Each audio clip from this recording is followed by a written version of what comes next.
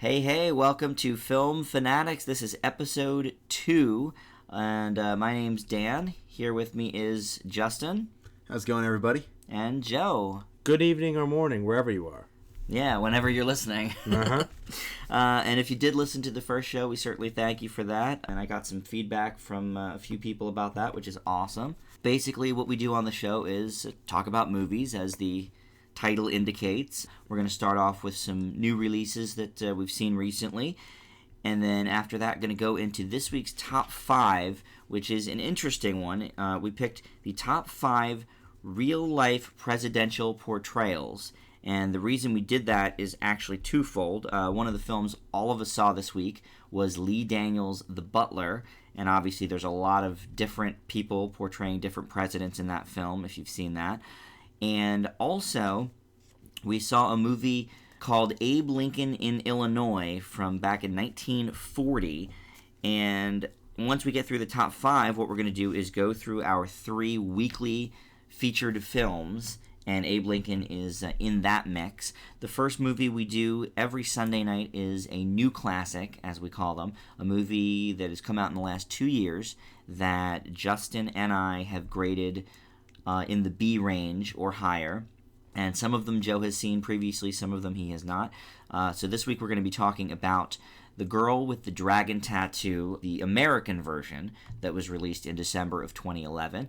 Secondly, we have Old Classic Tuesday, which is something that we pick individually. This week, since we started it, was my pick, and I picked one of my favorites, Titanic, so we're going to be talking about that movie a bit. And then thirdly is our Oscar nominee Thursday, and what we're going to do for that is go through the list of movies nominated in major categories at the Oscars, alphabetically, going back to the beginning of the Academy Awards, as you'll hear tonight as we're doing 1940s Abe Lincoln in Illinois. So I thought it sort of all tied in with the presidential theme, so we're going to be doing our top 5s. So first up, though, we're going to talk about probably the biggest story in the movies over the last few weeks, and that is the news that Ben Affleck is going to be the next Batman in the Man of Steel movie that'll be coming out in a couple of years. Obviously, this topic's sort of been talked to death in the week or so that it's been out before we recorded this. First, we're going to actually talk to Joe. He is the resident comic book geek of the three of us. So, Joe, what are your thoughts on the whole Ben Affleck thing? Well, to be perfectly honest, when I first found out about it, I did rage a little bit inside. I honestly don't think Ben Affleck is really a fantastic actor. He certainly does some parts well, but I don't think he has enough range to really pull off the whole Batman character. And some people might remember a little over a decade ago, he tried to portray a similar superhero named Daredevil, and that was a mixed success at best. And he actually, from interviews at the time, Ben Affleck stated that his portrayal of Daredevil would be his portrayal of Batman if he got the chance. So if that is in fact the case, I think people have some honest grievances. However, that was a decade ago, and Ben Affleck has improved somewhat as an actor and certainly as a director. So I'm willing to give him a chance. I don't think he's the worst pick ever, but he's certainly not the best. I would have rather seen Karl Urban or someone similar. Karl Urban would be a good choice. I would agree with that. I'm a fan of his. Obviously, Dredd, similar concept. He doesn't care that much about getting face time. He's all about getting into the character. He's a great actor. I think he would have been a better choice. Just one example, but honestly, Ben Affleck, I don't know. I think they were just trying to rush this out. The studio just wants to cash in, and this was just a really strange choice. Before we go to Justin, let me ask you this, Joe, because back in 1989, when Michael Keaton portrayed Batman in the Tim Burton version, which I know you're a fan of, I am. Obviously, Michael Keaton was almost exclusively known for his comedy chops, and I feel like if Twitter had existed then, if Facebook and all the social media stuff had existed then, it would have been this huge outcry, kind of similar to what we find now. But did you like the movie, but did you like Michael Keaton's portrayal of Batman? Actually, it's funny you bring that up. I've actually heard this argument come up after hearing that Ben Affleck was going to be portraying Batman. A lot of people drew that comparison. Michael Keaton is my favorite on-screen Batman. Interesting. And he's one of the strongest aspects of the original Tim Burton movies. I really believe he did an excellent job with the character, even though he was primarily known for his comedies. And he surprised people. If I had been watching his movies at the time, I probably wouldn't have known either. The only difference is Michael Keaton demonstrated that he had range. And Ben Affleck, I don't think, has shown quite as much range. I'm not sure. So, you bring up a good point. A lot of people said the same thing about Heath Ledger. Yeah, as the Joker. That's Joker. That's true. That's a good point also. People have been bringing that up. And honestly, that's why I'm saying I don't really know. I don't have a lot of faith, but I could be surprised. I hope I'm surprised. Okay. Justin, what do you think? There's a little here that I can honestly refute. I think Ben Affleck is incredibly good as the second guy, which is evident in the film Good Will Hunting, which I think is arguably one of his best performances. For this, I completely agree with Joe 100%. Daredevil was a really big indicator of what Affleck would have probably done with Batman given the chance, and that just is not right. I think Batman deserves better, and I think the casting deserves to be a whole lot better, especially after the big surprise Man of Steel truly ended up being. I mean, I'm willing to give it a chance. I don't know. I've seen stranger things work, but I feel like if this is the case, there needs to be more to do. I think that Warner may be coasting on the fact that Ben Affleck has brought them some success with Argo and The Town, which I feel were more based on his directorial efforts and not necessarily his acting. He's gotten a little bit better, but I don't think he's up there with doing anything particularly Oscar-worthy in terms of acting. But I don't know. We'll see. Like Joe, I really was offended, borderline raging when I heard the news, but we'll see where this goes. All right. The only thing I really have to add to that is, I mean, I agree that it was certainly a shot out of left field. I like Ben Affleck as a person. I think in interviews, whenever he is on SNL, I mean, he just seems very likable. I like him. And I like his directing. The movies he's directed have been all really good, and specifically their directing. As an actor, I do think he lacks a bit, and you definitely, Joe, hit on his range as opposed to maybe Michael Keaton's range. But that being said, you know, I'm all about let's wait and see, not just with this, with anything. I mean, I don't like to hear, oh, so-and-so's been cast in this, or so-and-so's going to direct this, and automatically say, oh, well, that's going to be terrible. I like to at least, I don't know, see a trailer before I'm going to cast aspersions upon a choice. But that being said, you brought up Karl Urban, and that would have been probably a much better choice. All right, well, let's move on to the movies that we saw in the theaters this past week or so. We're going to start off with a few that all three of us have seen. And the first one I have on the list is Kick-Ass 2. Definitely not as good as the first. I thought it wasn't nearly as humorous or clever. Jim Carrey, one of my favorite actors, was outstanding. Obviously, he's been very outspoken against the violence in the film since it was made, which I kind of think is a little silly, because obviously he read the script, so I don't really understand that whole thing. But I thought he was great in the movie. I thought Chloe Moretz, as always, is great. She's one of the best young actresses out there for sure. I thought the side story of Hit Girl, her character, I guess, being in school as opposed to being in superhero mode, I thought that kind of fell flat, was kind of blah. But it did have its moments. I gave the first one, I believe, a B+, and I give Kick-Ass 2 a B-. Joe? I think that the film really did well in some areas and not so well in others. I agree it's not quite as good as the first film, but I still think that there are some things that the second film did better. I felt that Hit Girl... It's funny because Hit Girl really is the most popular character in these movies, which is both a strength and a weakness, because the films are supposed to be about Kick-Ass. And I feel like he kind of went through a fair amount of growth in the first film, and in this film it felt like he was started from ground zero and worked his way up again. So it was kind of like a retelling of the same story for his character. Though I do think they tried to up the ante by actually having supervillains, which was cool. The villains themselves, honestly weren't as good as the villains in the first movie, the actual mobsters. As opposed to Hit Girl's storyline, I actually kind of like the fact that they tried to deal with that aspect of her trying to lead a normal life. It made her character a little more human, a little more grounded, but you could argue whether or not that works, being what Kick-Ass really is. But I still thought it was a nice direction to go in. All in all, I thought that it took less risks, and it definitely was a bit dumbed down from the first one, but I still enjoyed it. I still would come away from it wanting to see another movie, and by the end, I thought that Kick-Ass was going into a decent direction where he actually could maybe carry his own film, as is indicated towards the end. Either way, they'll either do that or do a Hit Girl spinoff, I'm not sure, but it still was decent. I gave it a B- as well. Okay. Justin? All right, you guys were much more generous towards the grade than I was. That's okay. For me, Kick-Ass is a concept that really needs the right person to convey the dark, twisted nature of it, but still convey it in a very fun and entertaining way.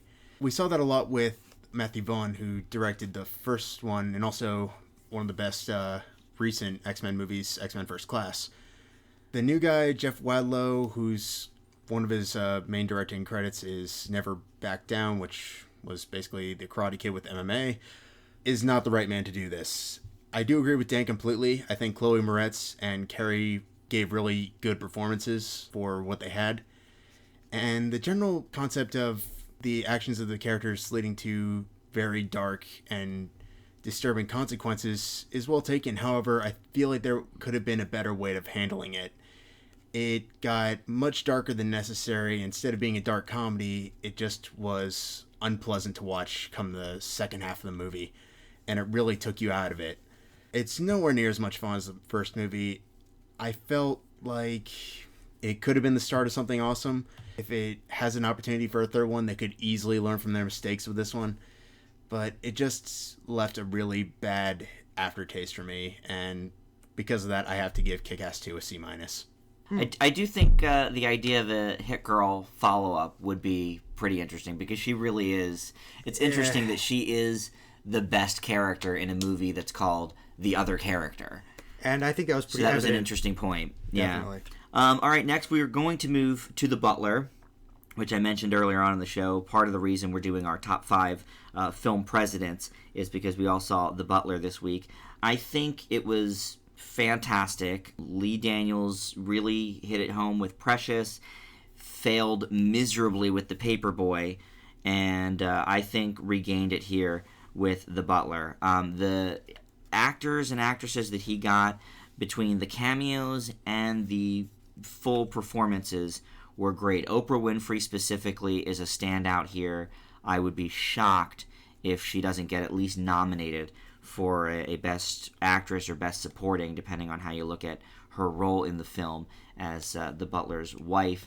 But once again, Lee Daniels picked Lenny Kravitz out, who was in Precious, and you were like, oh, that's Lenny Kravitz. He did a good job here. Cuba Gooding, it's nice to see him back. But other than that, all of the presidents, and in some cases first ladies too, were very, very interesting to see. I tried to not know too much ahead of time of who played what and be surprised. It was, John Cusack as Nixon was interesting. I thought the set design and the props and stuff were spot on for each era that they were portraying, because we're looking at the Butler's career over about 30 years. And that's not something that I usually even look at or am interested in, but Daniels really has an eye for detail, and also whoever, I guess, his set designers are. But I thought they were spot on. I think also the tone of the movie was well done. When he wanted us to be angry, I was angry. When he wanted us to be emotional, I was crying. But to me, it did not feel schmaltzy or very forced. The Butler gets an A. It's, for me, one of the better movies I've seen this year. Justin, we'll go to you. Very nice. I don't really feel it's necessary to tell you that the acting in this movie is absolutely sensational. It's been noted in almost every single review, and I won't say anything to deny that. Just right across the board, great performances. My only real gripe with that is some of the A-listers who played the presidents and some other minor roles. they don't really get a lot to do. I understand that it's not about them, but I feel that there could have been a better way to tie them into the story and have it work much more efficiently. My only other real gripe with it is the fact that it suffered from a lot of repetition. Every single era seemed to follow the exact same pattern. Forrest Whitaker serves, he faces some sort of impact. His son tries to work in the civil rights movement, usually getting into some degree of trouble and leading Forrest Whitaker, some other member of his family or close friends, having to bail him out. And we kept seeing that over and over again, and I felt like there was more to be done with that. With that said, Dan is completely 100% spot on when he says that the detailing of the eras and the cinematography, for that matter, are absolutely gorgeous, especially with detailing what the look and feel of the era should have been. For this, it gets a B+. A lot to like, just a few minor gripes that pull it down from an A. And to hit your point about the repetition, I do agree to some point with that, and I think that's why there were a couple of presidencies that, for the most part, got completely glossed over. Because I think Daniels may have realized that was sort of the case and didn't want to keep hammering it home. But you're right, it did happen probably over 3 presidencies that similar occurrences were going on. Joe, what did you think? I think that Morgan Freeman might have some competition in terms of smooth, put-me-to-sleep narration. I like Forrest Whitaker. I think he's a great actor. He did an excellent job. And as you guys both mentioned, probably the greatest strength of this movie is the ensemble cast. They really lift this script up.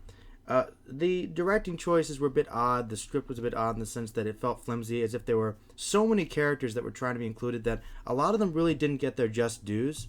And I just felt that, as you kind of touched upon, Justin, not everybody really got a lot of character development. Like, they'd introduce one interesting character. He has a few moments, you're like, oh, well, he was written out rather quickly.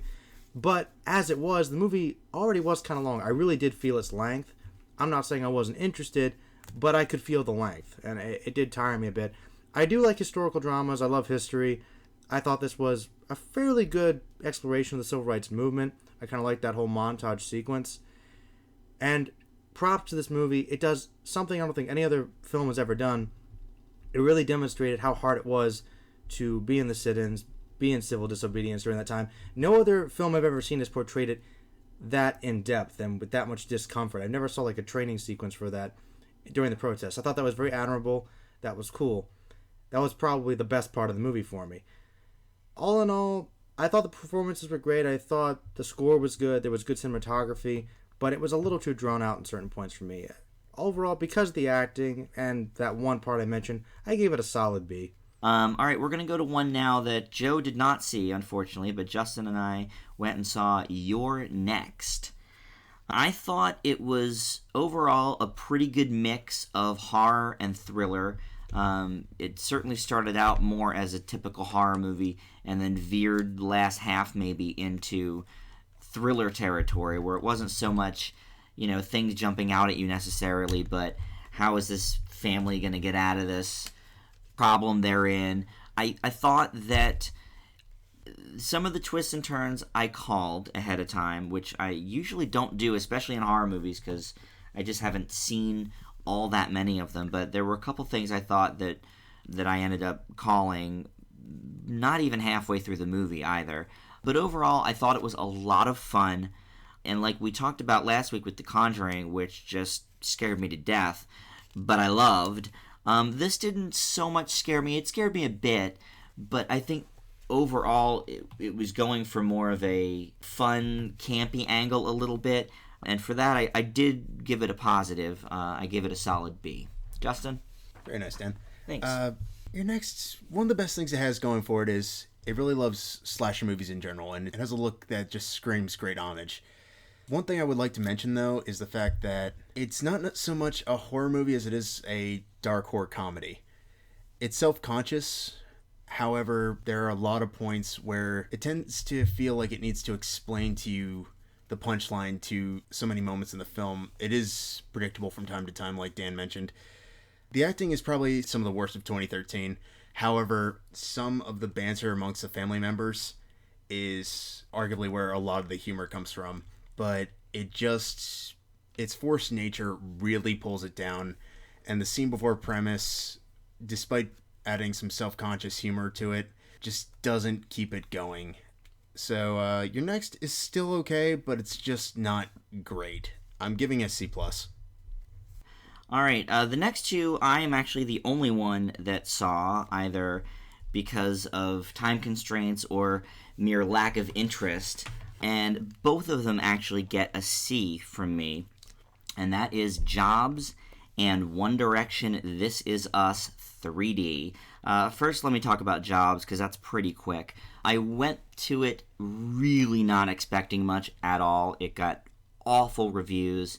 But having my expectations low, I actually thought it was okay. I thought Ashton Kutcher did an alright job as Steve Jobs. Talk about the sets from the era and the props and that kind of stuff like we did in the Butler. I loved seeing all of the old Apple computers and stuff from my childhood. I remember, the big commercial campaign they had at the Super Bowl. And so that was nice to see just in retrospect. And Josh Gad, who has gotten some acclaim recently in the Book of Mormon on Broadway, I've known him for a few years. He was in the movie 21, which is where I first saw him. He was fantastic as Steve Wozniak. Wozniak himself sort of blasted the performance, but I thought he was a standout in the film. But overall, it really just kind of felt like a 2-hour ad for Apple. But overall, like I said, it was a little better than I thought it was going to be, so I did give it a solid C. Now, for One Direction, This Is Us, which I did see in 3D, and I'm glad I did, because director Morgan Spurlock, which, first of all, I was shocked when I heard he was directing the One Direction movie, but I thought he did a lot of really interesting things with the 3D. And whereas other concert movies of late, you did film the concert parts in 3D, and you got to see what a show would be like. Spurlock added some things, like he took the graphics that were on the TV screens on the stage and brought them out into the audience.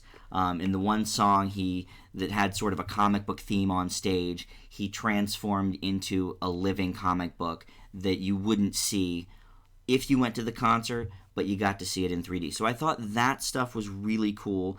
The problem is that when the concert stuff wasn't happening, it was kind of boring.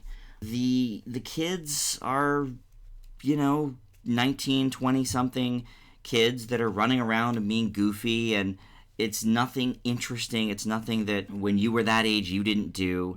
And I guess the point was maybe to show, hey, they're just like us. But I found it to be really kind of boring. And the other negative to it is that One Direction doesn't really have much of a story. The movie starts in 2010 when they were on the X Factor, and Simon Cowell put them together. But before that, we don't really know anything. We don't know much about their childhood, at least not from the movie. There were a couple of interviews with their parents, but it was how great it is that they're famous, and, the one kid bought his mom a house. It wasn't anything about their childhood or anything.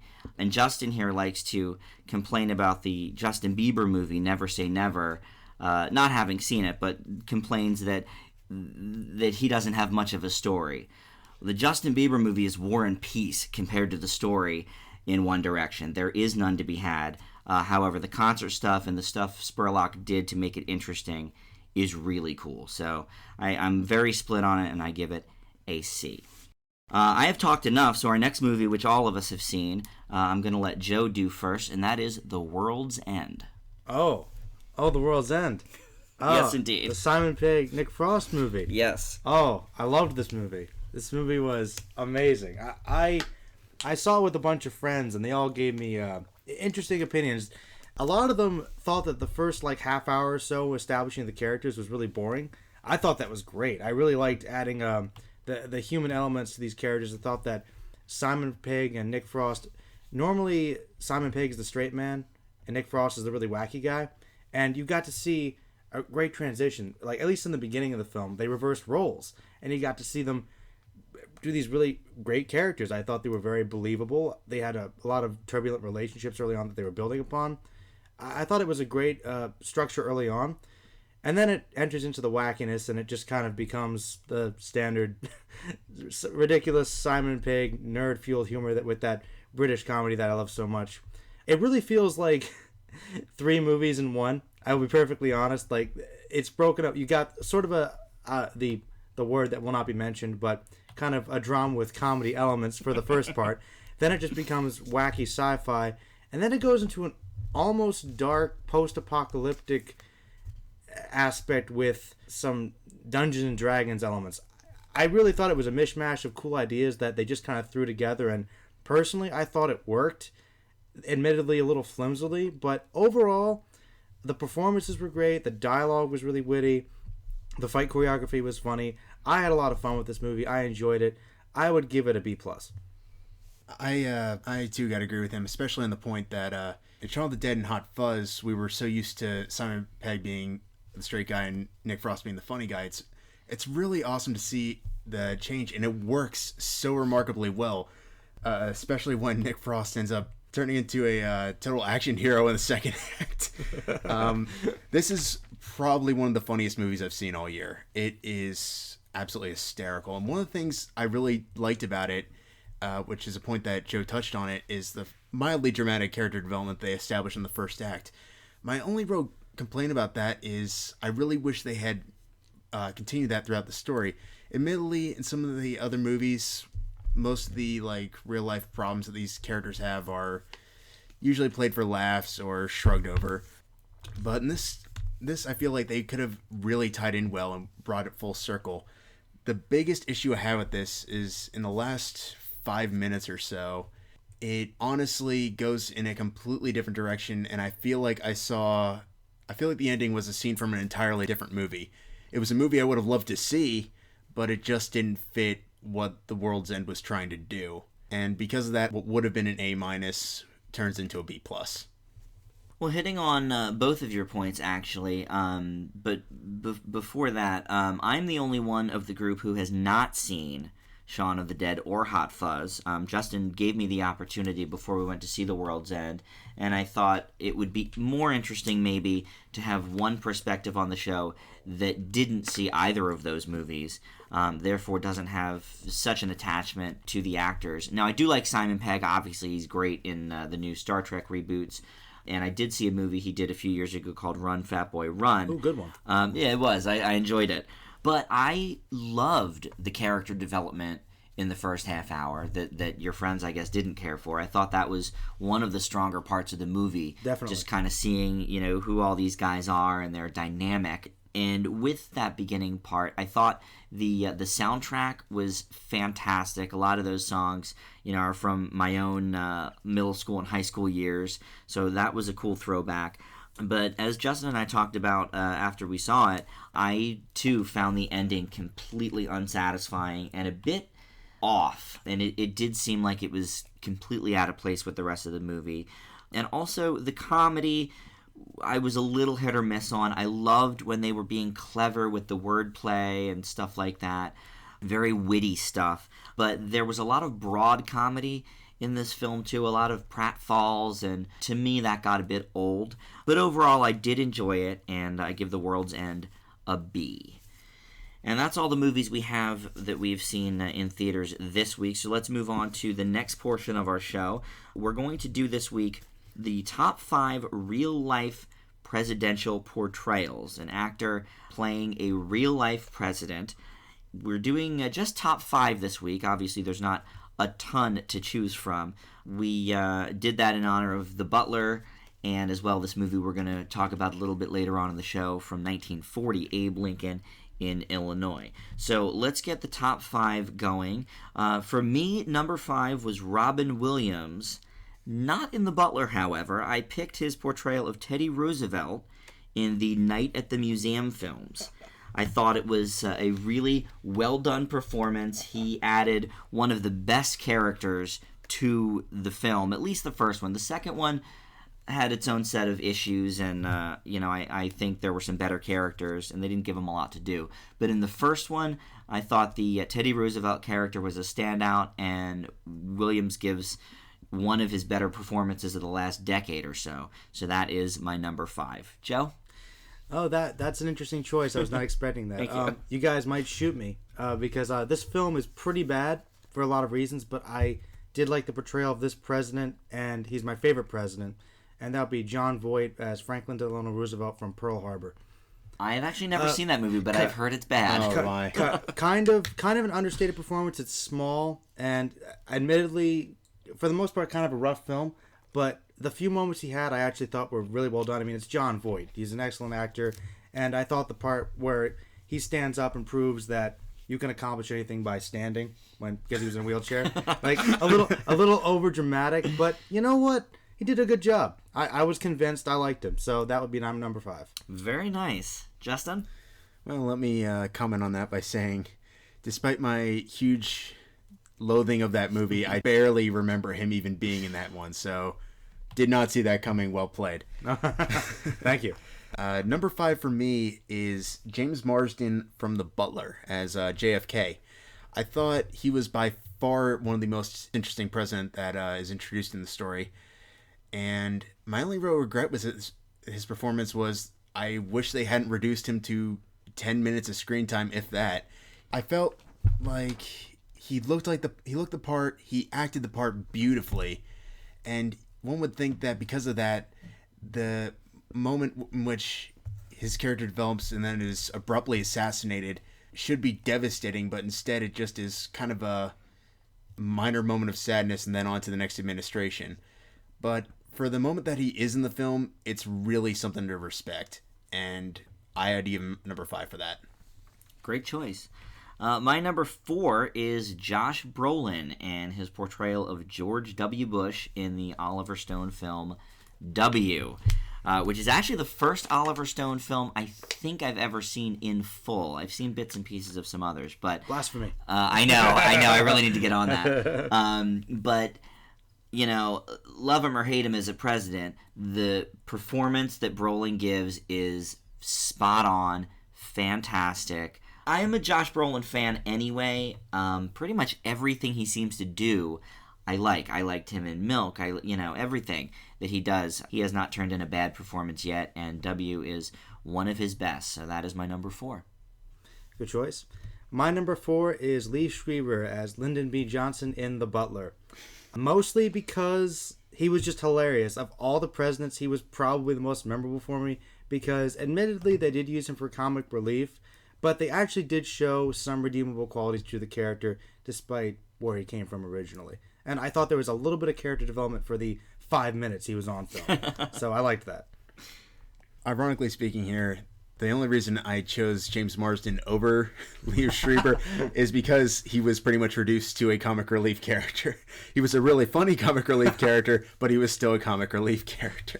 Fair enough. Getting on a more serious note, however, number 4 is Raymond Massey from the movie that we watched for Oscar nominee Thursday, Abe Lincoln in Illinois. Admittedly, when the movie starts, I was really concerned. I wasn't quite sure what to think of his performance as Lincoln, but once he starts taking on the role, he truly does look the part, and he delivers some of the most powerful speeches that made Lincoln the man he was. More importantly, he gave us more of an aspect of how truly haunted and depressed Lincoln as an individual was. You saw a little bit in Lincoln, the Daniel Day-Lewis version, but you don't see it in quite the same context as you do here, and that's why I left him for number 4. Good choice. Actually, I gave myself sort of a task to not repeat presidents and not repeat movies, so I only chose one from The Butler, and as you can imagine, there may be another Lincoln on my list, so I did not pick Raymond Massey, but he really did do a good job, and I think we'll get more into that a little bit later. But to echo Justin, my number 3 is James Marsden as JFK in The Butler. It was my favorite performance, presidential-wise, in The Butler. And James Marsden is sort of like Josh Brolin in that I like him. He has a lot of really great roles, and I thought his portrayal of JFK was really great. I do agree that it probably wasn't quite long enough. On a side note, his Jackie Kennedy, played by Minka Kelly from Friday Night Lights, which I didn't even realize until the credits were rolling. I thought she was very good as well. So the Kennedys were certainly my favorite part, presidential-wise, of The Butler, and James Marsden is my number 3.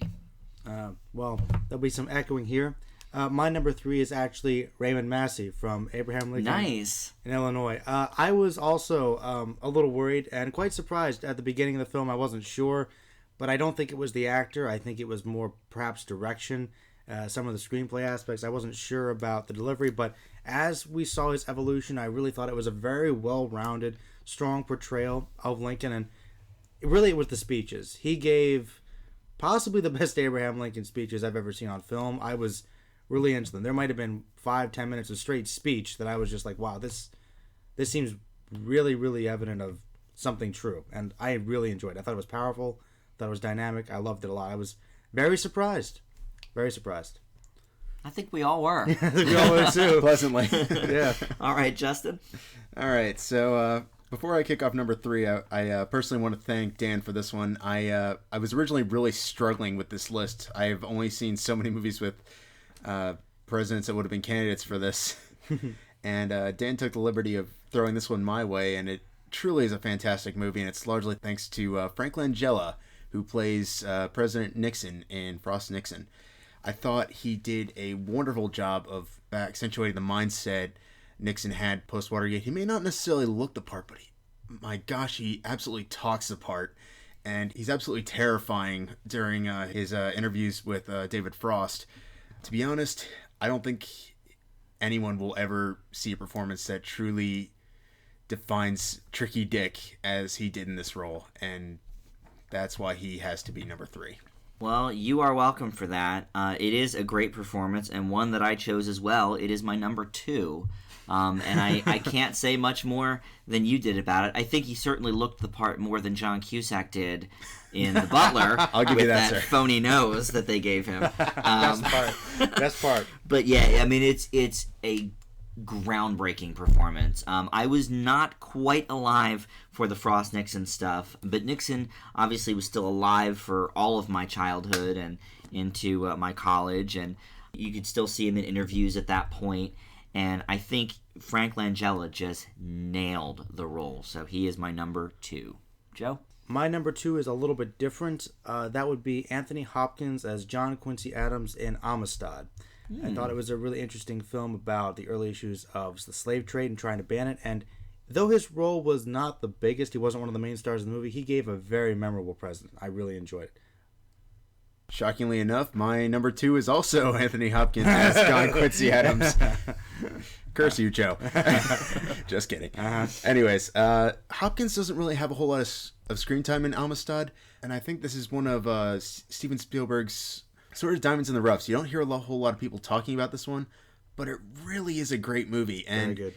A lot of it is thanks to Hopkins' small but very notable scenes in the film, especially at the end when he delivers an incredibly powerful speech. So because of that, I really have to leave him at number 2. I unfortunately have not seen Amistad. It sounds like he does a great performance, so I may have to check that out and maybe revise my list at some point.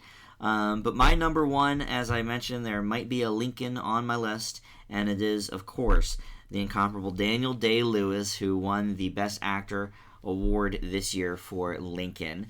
What is there to be said that hasn't already been said? The man puts himself into every role, heart and soul, and Lincoln is no exception. He was fantastic in the role, and again, I don't know what else there is to even say. Joe? I think I know where this particular section is going to go. Being the fact that I am a huge fan of Daniel Day-Lewis and of historical dramas and the Civil War and Abraham Lincoln, yes, my number 1 is also Daniel Day-Lewis from Abraham Lincoln. I just thought he gave a great performance. He's a fantastic actor. There's nothing else you can say. Justin? We 3 for 3 here. My number 1 is Lincoln. Period. I know it's only the second show, but I feel like this is going to be one of the only times ever, maybe, that all 3 of us are on the same page with our number 1. Yeah, I mean, there isn't a whole lot that could be said. I will say, like I mentioned earlier, Raymond Massey did do a great job in Abe Lincoln in Illinois, but I limited myself to one Abe Lincoln and one of, each of the presidents. As a side note, the guy that plays Abe Lincoln in Bill and Ted's Excellent Adventure, who is a man named Robert V. Barron, also did a great job. Obviously, a more comedic take on Lincoln. For what it's worth, I don't know the actor's name, but believe it or not, in Abraham Lincoln versus Zombies, he gave a fairly decent portrayal, fairly straightforward despite the ridiculous antics of the film. Nice. So go check him out if you're Abe Lincoln fans. I would like to go on the record to say I do not support either of these two claims. All right, well, let's move on now to the third section of our show, our weekly triple feature, as it were. We start out Sunday nights with a quote-unquote new classic, a film that both Justin and I gave a B grade or higher to. Justin's in the B minus sometimes with that. And Tuesday, we do our old classic, and as it was our first week, I got to do the picking, and it was Titanic, one of my all-time favorite movies, so we're going to talk about that a bit. And our Thursday, Oscar nominee Thursday, as we go in alphabetical order for that one, was Abe Lincoln in Illinois. So first we start out with the new classic, and this week we watched The Girl with the Dragon Tattoo, the Daniel Craig Rooney Mara version from 2011. And we're going to start out with Justin first for this one. Justin, your thoughts on The Girl with the Dragon Tattoo?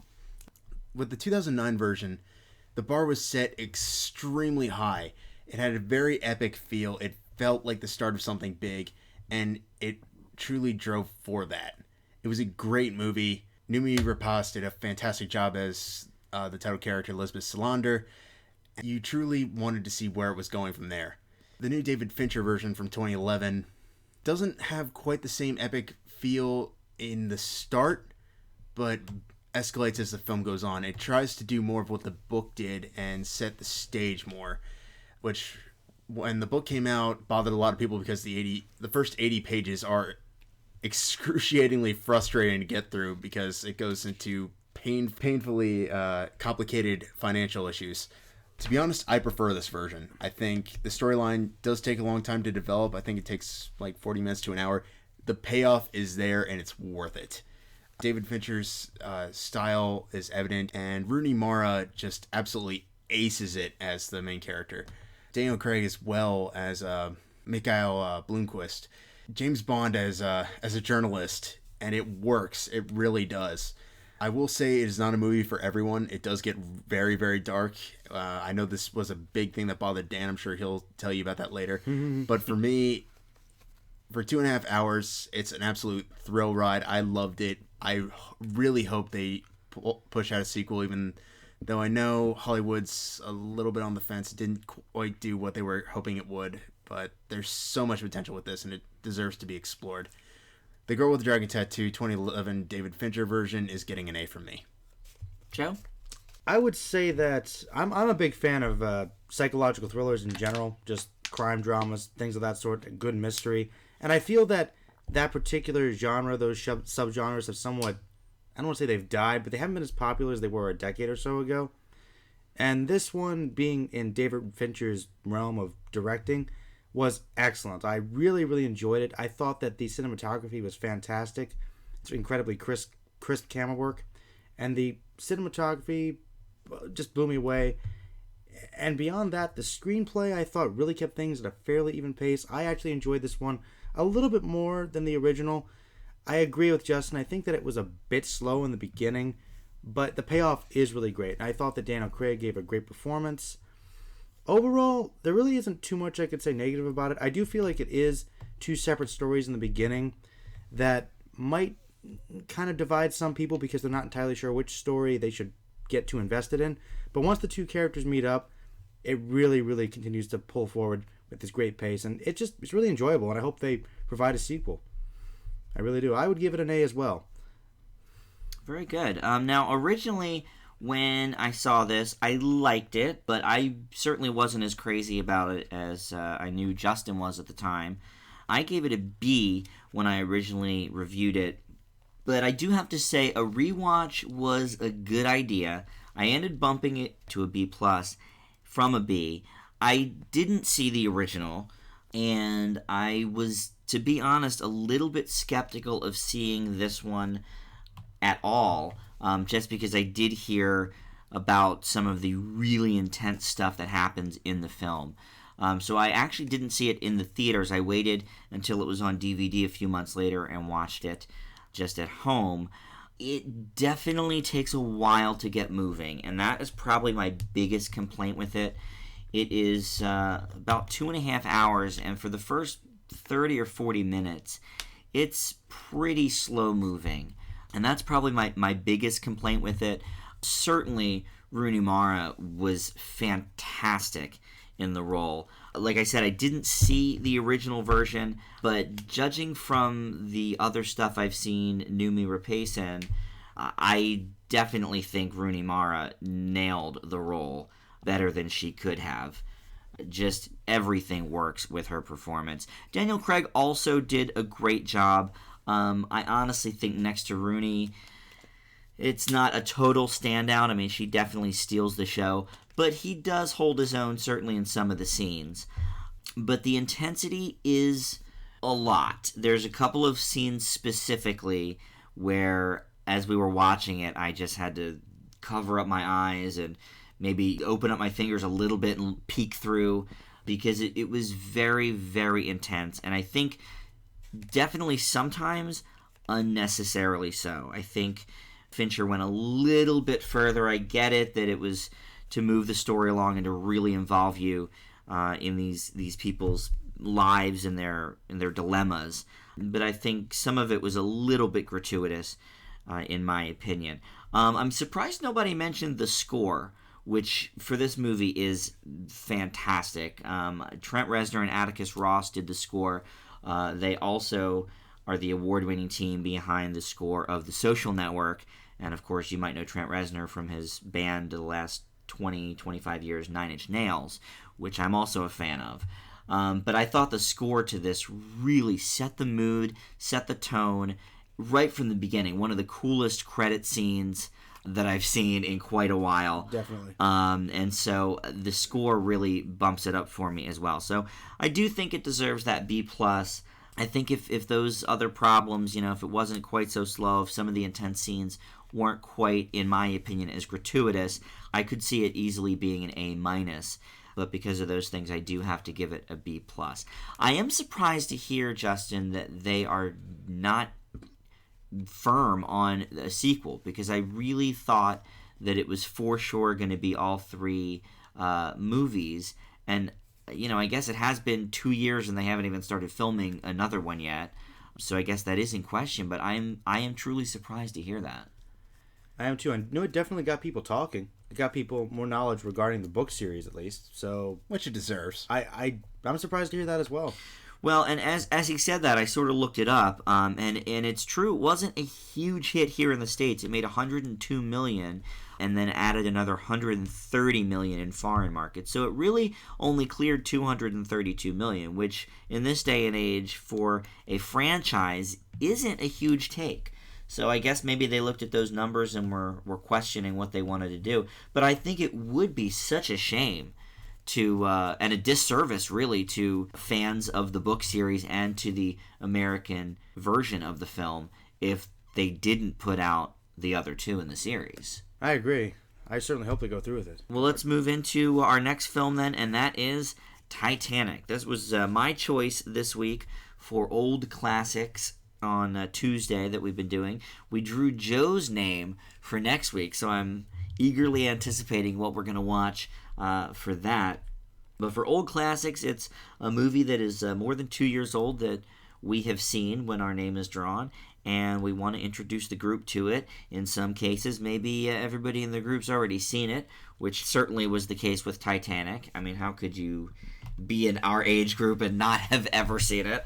But we did something a little bit different because I know Joe had seen it a number of times and was sort of not really looking forward to another viewing of Titanic. So we made a drinking game out of it, and if you are of age and want to do your own drinking game next time you see Titanic, what we did with it was every time the Heart of the Ocean, the diamond, changed hands, you take a drink, which happens a lot, especially towards the end. Every time Molly Brown, the Kathy Bates character, is on screen, you take a drink. They're talking about how great the ship is. Oh, yes. Whenever anybody talks about how great the Titanic is, or especially when they say the word unsinkable, you take a drink. And then, of course, you chug when the guy hits the propeller towards the end of the film. Steals the show. Rest in peace. It steals the show, and may he rest in peace is right. Now, Titanic is my number 3 film of all time. I saw it one time, originally in theaters back in 1997. Or actually, it was released in December, so I may have seen it in 98. After that, I saw it once on home video a few years later, and I liked it both times. I thought it was good, but I thought, maybe it was a little too long. And then they said they were going to release it in 3D, and that was last April. And as soon as the trailers started coming up for that, for some reason, I just got super excited. And it just, I guess, reminded me of what a great film it truly was. And the trailers were cut very smartly, really got you into the action. And of course, it's a story, like I said, most people have seen. So it's not like they were shy about, say, giving away the ending or anything like that, even with what happens specifically with Jack and Rose.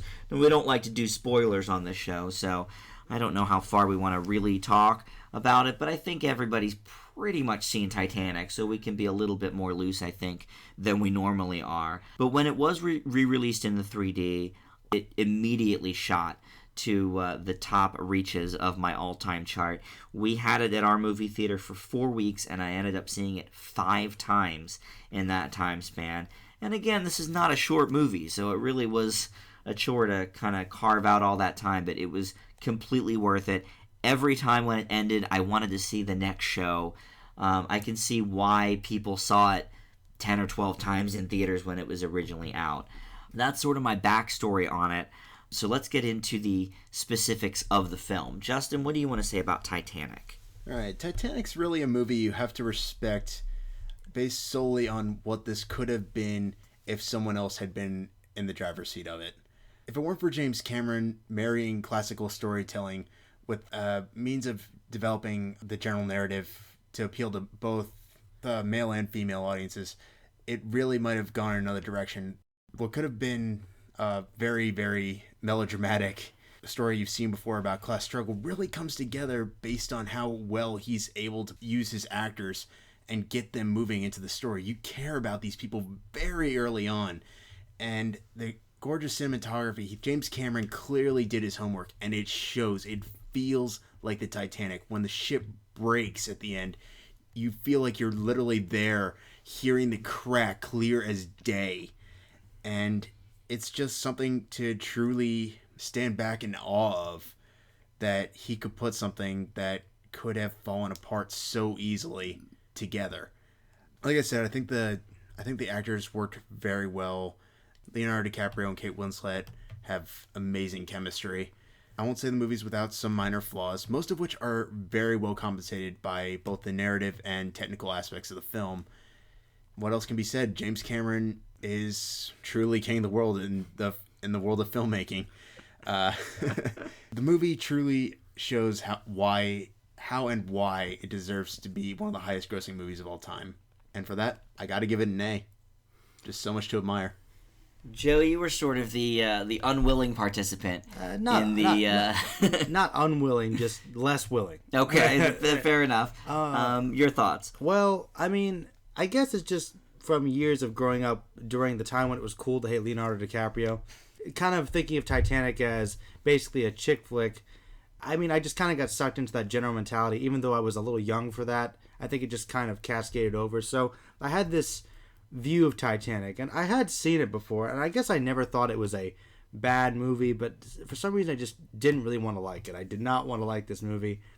And honestly, after having watched it again, I do think it is a very good movie. I do agree with pretty much everything you guys said. I think what James Cameron is really good at is taking a story and looking at a particular audience and looking at all the audiences and saying, how can I make everyone happy? What do people want? He knows what people want, and he knows basically how to structure a story really well. He keeps things very solid. He has a very tight narrative. He picks good actors. He knows good, solid story structure. That's probably James Cameron's strongest point as a director. I also feel he always tries to stay a little safe, a little cliche, and Titanic is very well executed, but still kind of safe in some ways. But it was still well executed. Overall, I would give Titanic an A-. I didn't actually give my grade, but I think it's pretty obvious it's an A+ for me as my number 3 movie of all time. It is so interesting to note, though, you guys both hit on James Cameron's connection with his audience. He knows what people want, king of the world kind of stuff. With all of the filmmakers out there, with all the movies that get released, that James Cameron has directed and written the top 2 grossing films of all time. Worldwide, they are the only 2 movies to hit $2 billion, which was pushed over actually by the 3D re-release. It was originally about $1.8 billion. He did write Avatar also, right? Correct. That's true. That's what I thought. It's just so interesting to note that he really does have his pulse on what America wants. And I shouldn't even say America, obviously the world.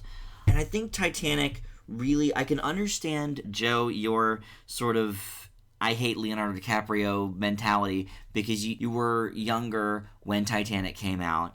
And I actually have a friend that has still never seen Titanic because of all the hype that surrounded it when it came out. It really is kind of enough to make you sick. And I think that's why when I originally saw it, I had some of those same feelings. I saw it and I liked it, but I was like, what is the fuss really all about? And I sort of felt the same thing when I saw it a few years later on video. But then seeing it again, and I don't know, I mean, the 3D retrofit actually was certainly the best I've seen, and if anybody can do a good 3D retrofit, it's James Cameron, the man who invents special 3D cameras for Avatar. And I don't know if that had something to do with the sheer power that I felt with Titanic. Certainly no movie makes me cry more. I cry sometimes through the entire second half of the film. Once the ship hits the iceberg, the sinking actually really does happen. Not quite exactly in real time, but pretty close. And I thought that decision was really smart as well because, like Justin said, it really brings you in. You feel what these people are feeling. When the orchestra refuses to leave because they're trying to keep everybody happy and maintain some sort of dignity in a ship full of chaos. It hits home when you see that elderly couple, going to sleep in their bed, wanting to go down with the ship and die together. All of the characters, both the real ones that existed and the ones that Cameron made up for story purposes, they all work for me. And that's why it really hits home. And Leonardo DiCaprio is my favorite actor at this point. He was not when Titanic came out. It took me probably until, I would say, the mid-2000s. Once I saw The Aviator, once I saw some of his films that had been out after Titanic, it really hit me that this guy is not just, an attractive actor, but he is just one of the kings of his craft. If you've seen What's Eating Gilbert Grape, too, there's another example of a young Leonardo DiCaprio just giving an outstanding performance. Titanic was nominated for 14 Oscars and won 11 of them, and I still feel that Leonardo DiCaprio not getting a Best Actor nomination is one of the biggest snubs that the Academy has ever had. I couldn't agree more. Even if he wasn't going to win, he should have at least been nominated for that year. Just an absolutely outstanding performance from somebody so young at the time. I agree. All right, well, let's move on to our final film here. It is the 1940 movie Abe Lincoln in Illinois. Now, here's a little backstory on the film. Since we did do it for our Oscar nominee Thursday, we started with this one, which I had honestly never heard of before we decided to take on this task. I'm glad that it did get nominated because it is a rare gem. It's not super easy to find, but you can get it on DVD. Warner Archives have put it out.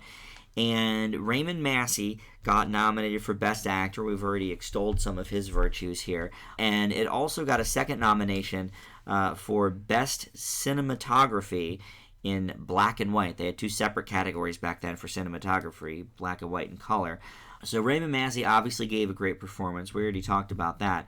But I think it's interesting to note that his co-star, Ruth Gordon, as Mary Todd Lincoln, has a rich history with awards and with films all her own. I recognized the name when I saw it, but I didn't realize quite all of her achievements. First of all, she co-wrote Adam's Rib, which I have never seen, but one of my parents' favorite movies, and it got a lot of accolades back in the day.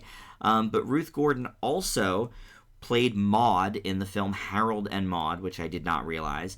And she has not only some nominations under her belt for some other films, but she won a Best Supporting Oscar in 1969 for Rosemary's Baby, none of which I was aware of when we saw the film.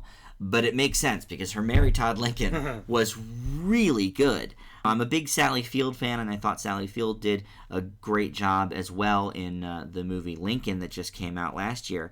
But Ruth Gordon really captured the sort of, I don't know, insanity or I guess intensity is a better word of Mary Todd Lincoln, in addition to Massey's great performance as good old Honest Abe himself. Joe, you had some really good points after we watched the film, so why don't we hear from you? Well, it's like I said, I think that we might have all felt this. I know Justin certainly did. The first part of the film, I'd say the first half hour, kind of briefly goes over certain aspects of Abe Lincoln's life. It kind of mixes actual historical accuracy with some elements of the tall tales of Abe Lincoln. And I think it's pretty good, but it seems standard. It kind of flubbed at some points. However, as the film continued, the story really developed, and we got to see more about Abe Lincoln sort of slowly being kind of pushed into politics and eventually seeing more responsibility and really, really pulling it off. I think Robert Massey did an excellent job. And as I said before, those speeches really got me. I thought that he spoke in incredible historical accuracy. And even, who was the lady that played Mary Todd? Ruth Gordon. Ruth Gordon. She did a pretty good job as Mary Todd. I think that she was just as good. She really held her own. She was one of my favorite aspects of the film as well. And I agree, they really kind of captured the strength of her character as being this strong woman who pushed Abe Lincoln on, helped him realize his greatness, which was very true to the woman as from based upon everything I've ever read. And yes, she was a bit intense, but they kind of really balanced it. They didn't go too cartoony. I think they kept the film very grounded and humanistic with all the characters, and they touched on some really interesting historical points with the politics of the time. And probably my favorite aspect of the film, we were kind of wondering if he was really going to come into his own as Lincoln, but some of the dialogue was just great. It was just that classic Abe Lincoln wit, as you put it, Dan, and I thought we were all laughing at certain points, so that's great. That's really bringing this film up for me. It really made it memorable, and I thought these were just great performances, and it really ends on a really high note. It's like kind of starts really low and just slowly builds up and really just continues to go up until the film's climax. I really enjoyed it a lot. Yeah, it was interesting as direct contrast sort of to Daniel Day-Lewis's Lincoln, who, when the film starts out, he's already president, they're already in the Civil War. This movie really captures the beginnings of Abe Lincoln, which were certainly humble beginnings, and he was very soft-spoken, and you're right, at the beginning I think we all sort of thought, I mean, is this a joke, this performance? Because it really, to us, didn't capture, I think, anything that we knew about the man, but then Lincoln-esque, I guess you could say. Lincoln-esque, yeah. But then slowly but surely, right, he brought that humor which Massey nailed, and as it progressed and he, kept winning these elections and all of this, he became the Lincoln that we know and love. And from all accounts of what I've read, it really did capture authentically how it was at that time and how Lincoln was as a person and how he started. I mean, of all of the dramas based on real life, it certainly was one of the more accurate ones I found. And it was interesting to see some of the earlier aspects of the film with the love story between him and Sarah. And it was very like, well, okay, the directors and the producers put this in to appeal to a mass audience because romance pictures were the hot tip of the day. Everybody wants to see a romance. So, he added that in. That, to me, was certainly the worst part of the movie. And honestly, until Sarah died, I think we were all like, oh, man, we really have to watch this whole thing. Yeah. And then it got a lot better. Before we hear from Justin, Joe, what was your grade on the film? My grade, I actually gave it a B. I thought it was a really solid, good movie. It would have gotten a higher grade if that first part hadn't been iffy. Like, I agree. Actually, until you brought it up again, I totally forgot about the romance subplot. Yeah, that was... I don't want to say it was painful, but it was a little grating. It was a throwaway. It just seemed completely unnecessary. Yeah. Like, honestly, it seems totally unrelated to the rest of the film. But I agree, once Sarah died, the film massively improved. And I'd say from that point on, it was like an A film. But, yeah. But, and obviously that really did happen, but it was so melodramatic the way they did it. It also didn't That's help. a colossal understatement. It also, Right. And also, as Justin pointed out, it didn't help that I don't think the two actors either didn't have chemistry or they weren't into their characters that much at that point in the story. Maybe the script was weak, but just that part of the film was definitely the weakest. Yeah, I'll let Justin talk about that, but boy, yeah, they had zero chemistry. He hit it on that. I gave it a solid B as well, and pretty much for all the same reasons. Justin, what did you think? It's really hard to reiterate a lot of the things that you guys already mentioned, but I'll do my best to add something new here. As everyone said, the storyline, it does take a little while to get going, and it's largely because with a lot of Lincoln's beginnings, there's the man we know later on that we're very familiar with. Then there's the man prior to that who has beginnings that hold some truth, but also hold some mythos. I'm sorry, it was sort of like the time. We'd like to exaggerate things sometimes, and this is one of the most evident cases of that. Especially with the romantic subplot, which just completely takes you out of the story. I don't know if there was a way to fix that. I don't know if there was a way to make it better, but it just doesn't work. They don't have chemistry. Every part about it just feels out of place and forced. Well, and to sort of hit on your question there, how do you make that part better? I think they could have probably taken out the swelling of the orchestra music whenever, and it was so 1940s, 1930s.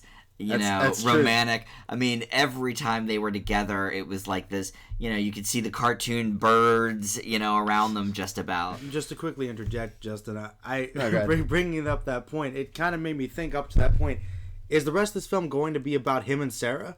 Like, I had no idea that it was actually going to continue past that point. I thought that was just going to be him trying to win her, and that was going to be the whole movie. So it was really odd. And yet it's interesting that you bring up that the movie gets better once she, spoiler alert, dies. Sorry. Don't worry, it's not really a spoiler. It happens at the end of Act 1. Rest in peace. However, the thing that's interesting about that is he literally transforms into the Lincoln we know and love immediately following that. So it was excellent character development. Yeah, he's still a bit like soft-spoken and sort of, unsure of himself. But yeah, he does definitely come into his own after she passes. That's true. What other points did you have, Justin? From a technical standpoint, I can definitely see where cinematography and even editing to that point really shine in this movie. The intercuts and you use that especially during the montage periods of how he gets his campaign together are really, really good.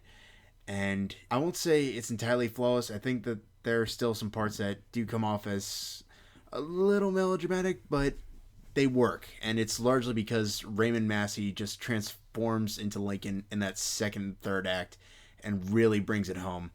If it weren't for that really messy first act, it really would have been something phenomenal. So I'm leaving it with a B-. Still a great movie. If you can find it, it's worth a watch. I won't say it's good on repeat viewings, but it's worth a look. Yeah, if you don't want to spend the $20 or whatever Warner Archives charges for it, we actually were able to get it from our local library. They loaned it to us, and was it like $2 for the whole week or something? So that may be a way to go if you're at all interested in, the history of the presidency or Abe Lincoln himself. It is really worth a watch, I think. All right, I think that's going to wrap it up for this week's edition of the program. We'll be putting these up weekly, and you can always hit us on the Twitter, which is @FilmFanatics Pod. And we also have a Facebook group as well that's simply called Film Fanatics with an exclamation point at the end of it. So you can find us there. And please, we'd love to hear from you on either of those venues, or just leave us comments on the YouTube channel, or any way you want to get a hold of us would be great. And Joe also has his own YouTube channel. Just type in Merlin Boss or 301 Merlino Boss, or really just look up Film Fanatics, and I'll create a sublink in there with one of those videos. You'll be able to find it easily. There you go. So once again, thanks for listening, and we'll see you next week. This has been Film Fanatics.